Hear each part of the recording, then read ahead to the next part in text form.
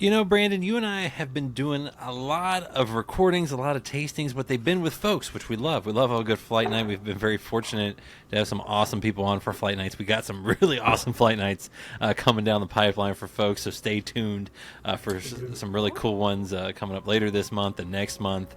But we haven't done a whole lot of just reviews and just getting to chat, and I'm excited to get to do that. So how you been? How you doing? I'm doing great.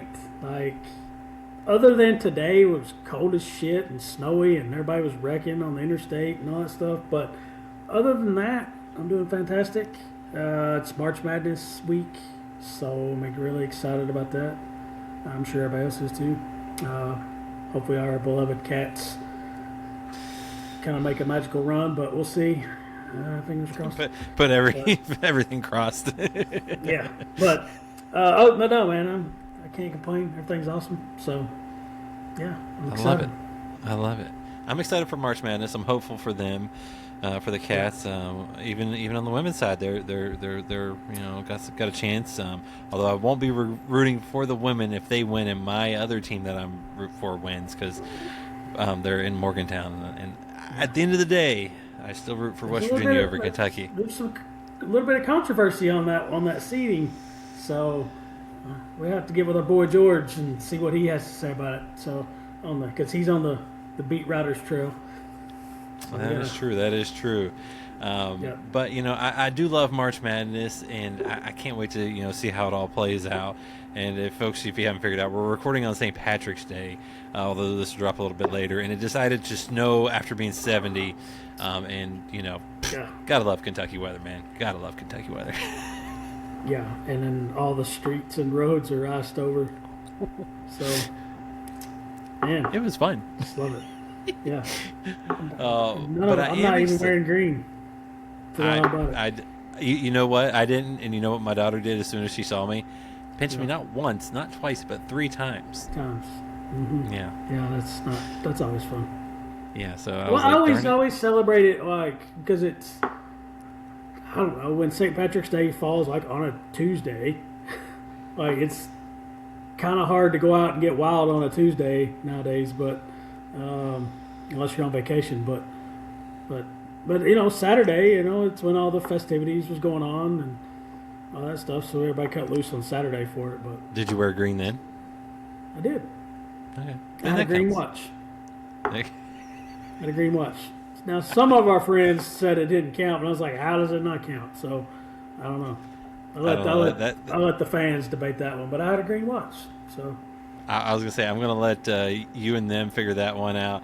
But what I do have a question for you, though, is we're going to do 2 pours on this one. And, yes, it's March Madness. Yes, it's craziness time, weather being all wild. You know what else is also wild? How many celebrity brands are coming on the market in the whiskey world? They're there for tequila for a little while now, whiskey everywhere, and we got 2 of them. First off, before we even hit that first pour, thoughts on those that are putting out? Is it one where if it's good, it's good, and if it's bad, it's bad? Is that where you're at? Yeah. If those of our loyal listeners know my thoughts on the celebrity brands. Typically, they're trash. It's just to put their name on them to make money. People buy it because of the name. There's not really those celebrities that put their name on them. They're not really much involved in them. So it's just like, they don't really care. It's like, put my name on it. I'm gonna put up this amount of money. You get my name. We're just going to make money. I'm going to sit at home, watch the money roll in. Don't really care about the product. That kind of stuff. That's where, now again, I'm not saying that's how it is, but that's how it seems sometimes. So my philosophy on that. But we'll see. So, but there are some that are very involved. You got to meet one last year, Jim Gaffigan with Father Time. Jim Gaffigan, very involved in that one. I mean, to the point he made a whole stand-up just on bourbon jokes. He did.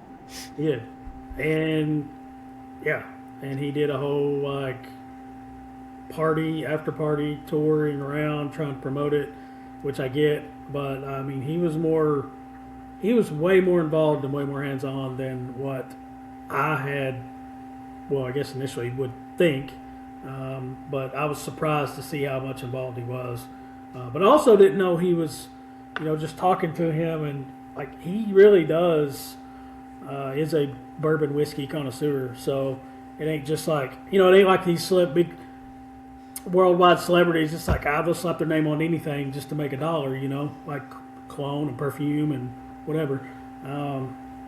He was one of the few that I got to meet and conversate with that, he actually did put in the time for it and went out on the,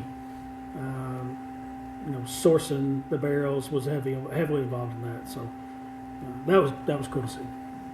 Well, now I'm curious to see. I believe both of these ones are whiskey lovers and are somewhat involved. And the first one is Row 94 Kentucky Straight Bourbon. This is kind of their entry one, their OG release, coming in at 94 proof.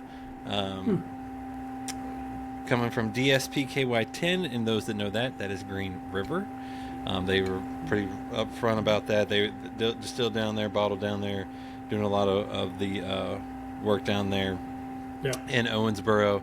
It's at least 4 years old. Mash bill of 70% corn, 21% rye, and 9% malted and row barley. So, see what we got. Okay. Now, I love anything from Green River. Like, or at least I have a soft spot because I haven't had a whole lot of bad things from Green River. So. No. It's so underrated. All their stuff is underrated, and it's superbly priced. Mm-hmm. So it's got a good nose. I'm not getting too excited about the nose. Not saying the juice isn't good, but see, I like the nose. At least I.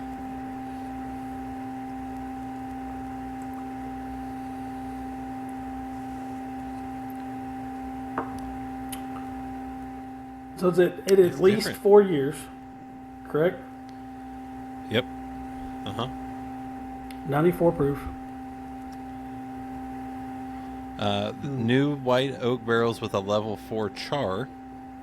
So I mean, they're giving you some. That's where it's coming in. They're giving you some details. That's where that's the level 4 char. I think is.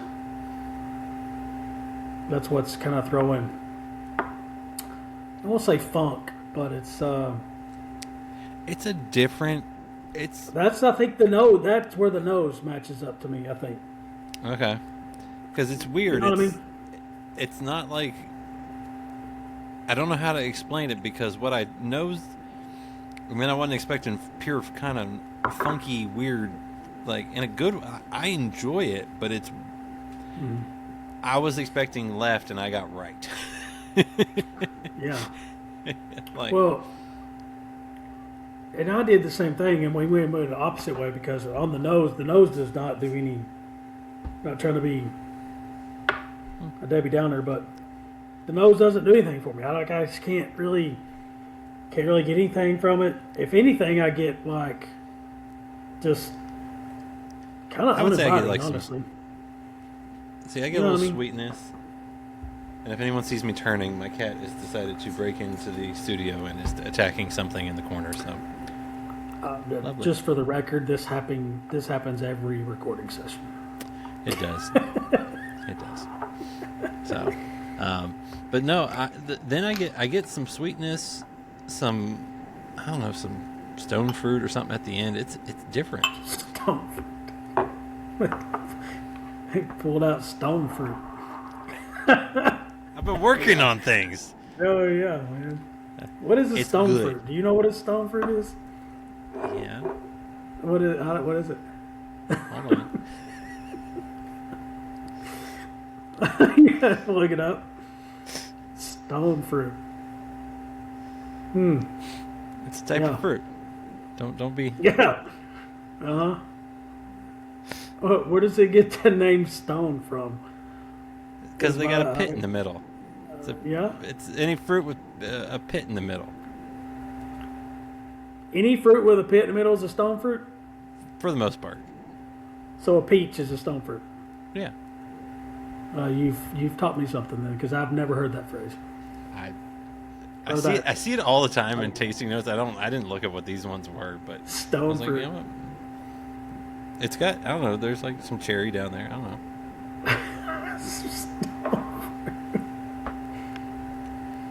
I don't know. I'm enjoying it. I think, I don't get me wrong, I think it's I'm not, it doesn't knock my socks off by no means, but well, and it's a 94 proof, which is not really your wheelhouse. I think it curved. Yeah. As we've learned more about things, to get to the 94, if say the barrel was hot, like coming at 120, and you're mixing a bunch of those down to 94, I feel like you're going to potentially lose a lot of. I think this is one of those. Don't get me wrong. I think it's fine. I think it's fine. Like, I'm not saying that it's bad or but anything. Just the nose. The nose doesn't do anything for me at all. But taste wise, I think it's one of those Monday, Tuesday drinkers. Come home after Monday being a Monday, and you come home, want something easy to drink, sip on, nothing too wild, nothing too high proof. There's no crazy burn down the chest, anything like that. No, and it does have. I think it does have decent amount of flavor coming on the back end, especially for 94 proof. But I think it's one of those. This is a Monday sipper, and then if even on the weekends, if you're like me, like I like to drink a beer and a glass of bourbon. This is one of those that would pair well with a light beer. I like that. So, I feel like that's another episode we need to do. Beer and bourbon pairing. I like that.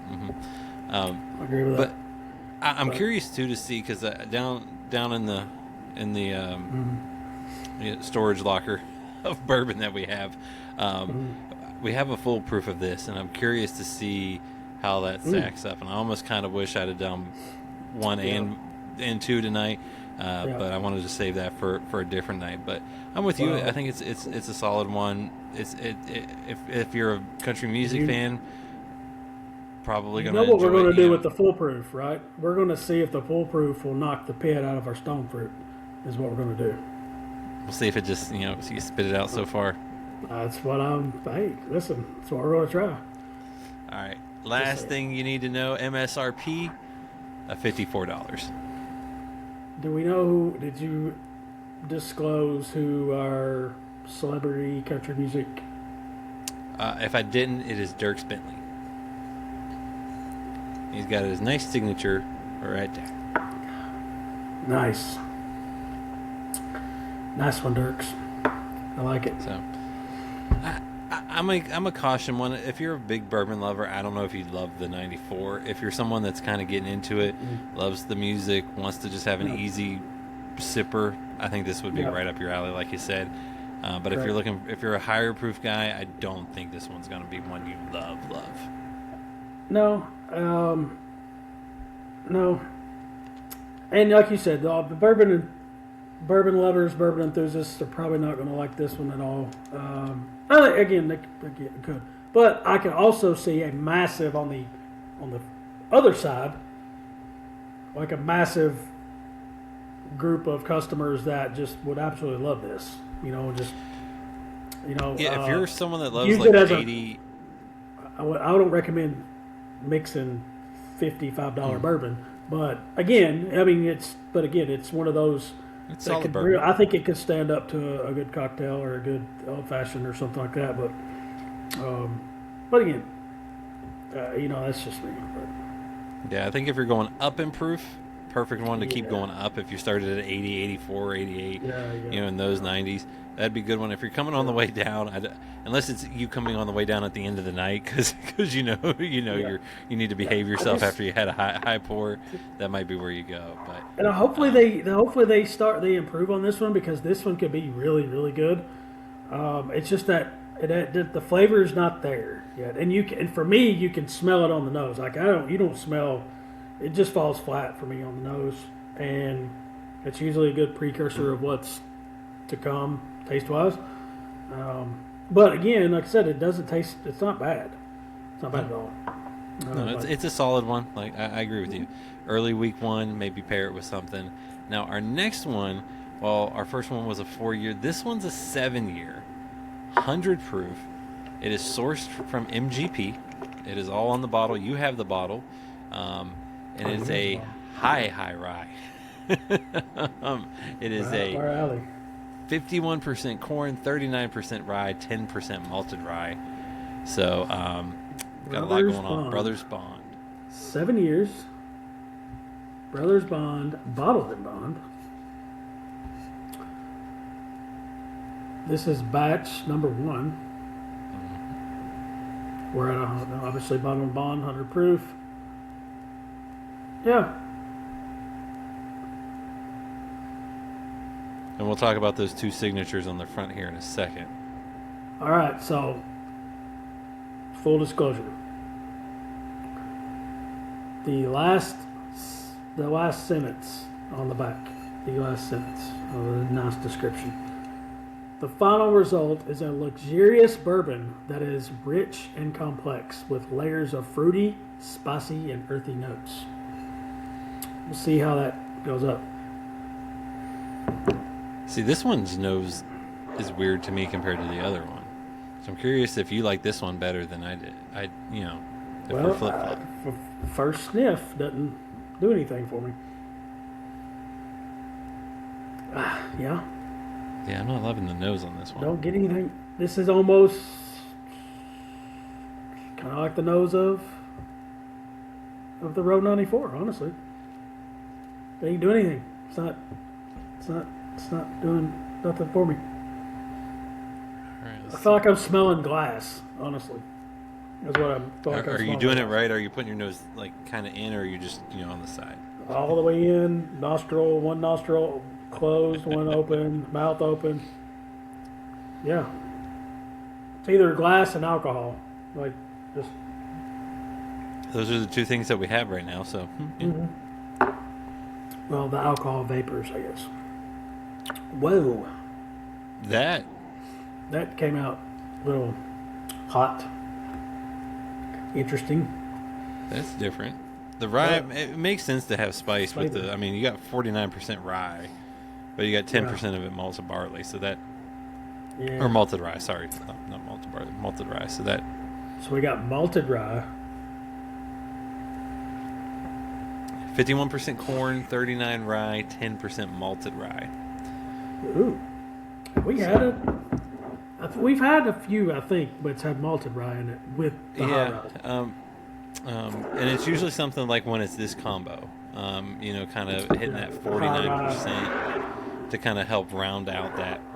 Because if you did pure 49% rye, with that 51, if you did a 51-49 pure, I feel like that'd be good work. Could also go south on you. I feel like that 10% kind of rounds the edges a little bit. That's true. So what are you thinking? Okay, well, nose is. Nose isn't good. Nothing there. There's nothing there for me on the nose. Now, this is. Hold on. Let me get sip number 2. I don't get stone fruit. I get spice. I do get a lot of spice. Although I do get a subtle sweetness from it. I get the sweetness kind of on the front middle, spice on the back. Yeah. But it's a good spice. I think it's. I will say, now it's probably because it's 7 years old, 100 proof, bottled and bond, blah blah blah. But it does have good flavor to it. Yeah. I could definitely see me just random Friday, Saturday night, just having some pours at the house and pouring this. So the first one's the beginning of the week. This one's after the long, hard week. Yeah. Or you could do it any day of the week. I don't really care. You You do what you want, but if you have something to celebrate in the middle of the week, or if you just like, I don't give a shit, like I've had a really tough day and it's a Wednesday, go for it. Do what you do, you. But I could definitely see me, because if you're like me, and I do drink a lot of bourbon on the weekends most of the time, but I could come back to this one quite It's often. got a lot more spice to it. Like, It does. And I don't mean that in like it's all spice, it's pure. No. You're gonna burn. That one though is definitely more on the spice end, and I feel like sweet, like you said, sweet at the beginning, and then it almost transitions completely into spice on the way down. And it does a really good job of just balancing each other out, because there's no big burn in it, which there shouldn't be when it's 100 proof bottled in bond. But Yeah. yeah, I don't get the warm Kentucky hug down the chest. you don't, and it doesn't come back up in that sort of not a very good way. But yeah, I don't mind it. I like it. But what's the price point on it? Well, so I got to tell you who it's by. If you've a friend or watched the show Vampire Diaries, because I feel like that's your type of show, Brandon. Yeah. Ian and Paul, the brothers that are on the show, or play brothers on the show. Ian and Paul are actors, they're friends, and they're bourbon lovers. And they launched Brothers Bond, because they had a bond on the show, Bond in Life. MSRP for the 7-year. You'll love this. $60. I mean, Good job, Ian and Paul. I mean, I'm not. Like that it. one's. I think this would be a fun one. I think people would enjoy it. Now, agree. if you're not a big rye person, maybe not. Like, you might be a little. But I mean, if you enjoy some spice and some kick with it, I think this one's right up your alley. Yeah, no, this would do very well in an old fashioned Manhattan, whatever. It would hold up but very well. Very well, very well. Way more so than the Row 94. But again, Row 94 for me would be more of a mixing bourbon, just as you used to do. You used to mix it with Coke Zero, but I don't recommend mixing $55 bourbons with Coke. But hey, you do you. But anyway, but this one it's got a ton of flavor in it. It really does, especially at that price point. It's $60 bourbon, aged 7 years, bottled in bond, and it's this high-rye, and it's malted rye, high-rye. It's hard to do. It's hard to distill, especially get it at that price point. We've seen this type of bourbon for $90 and higher. Oh, So, easy. Especially if it's sourced from NGP. So again, I mean, I ain't mad at it at all. Like, I think that's just something, it's got a ton of flavor. It's something you could go back to, not in and not out, just something easy, especially if you don't want to drink all of your good shit. But yeah. I mean, Yeah, I like it. I'm right there with you. I mean, I've gone back for an extra pour or two already on this one. Yep. 94, I think if you're more getting into whiskey, or maybe you love lower proofs, that one's right for you. For the Brothers Bond Bottled in Bond, I think anyone that loves a good pour will enjoy this one, or at least be intrigued by it. So I'm with you on that. Yeah, definitely, for sure. If you're a Dierks Bentley fan and a Stone Fruit fan, definitely go for Row 94. But That's what I get. That's what I get for trying to throw out words. but if you're bottled in bond, higher aged rye, more flavor, and yeah, definitely Brothers Bond. Yeah, it's a good choice. There we go. Well, hopefully we have a lot to cheer about coming up, and our brackets do well, and Mother Nature cooperates. Until then, shall we say it? Cheers. Cheers.